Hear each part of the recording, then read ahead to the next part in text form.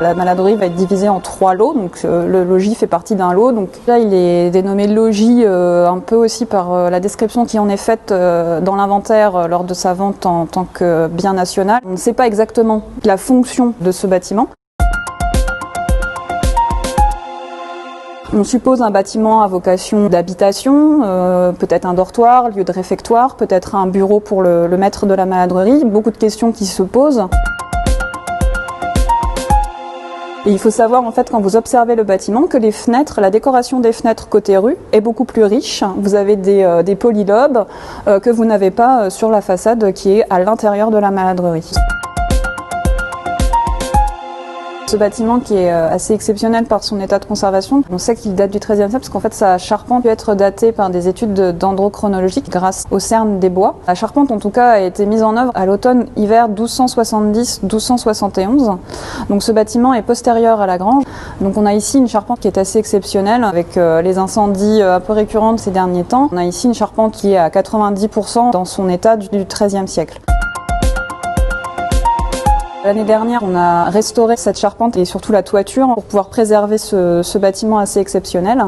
Donc vous avez ici une charpente qu'on appelle à chevron formant ferme. Donc vous avez en fait 12 fermes principales qui sont secondées par 48 fermes secondaires.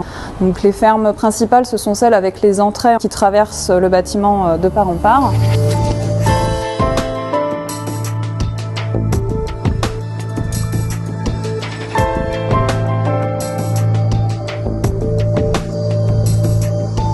Tous les bois sont numérotés parce que c'est comme un grand puzzle, tout est assemblé sur site.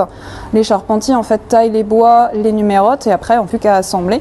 Ce qui nous permet également de savoir quels bois sont d'origine et ne le sont pas. Et par exemple on sait que l'entrée numéro 1, le numéro 9 et le numéro 11 ont été changés. Déjà les bois sont sensiblement différents, les sections sont sensiblement différentes et ils ne sont pas numérotés. Il faut savoir que cette charpente est entièrement en chêne.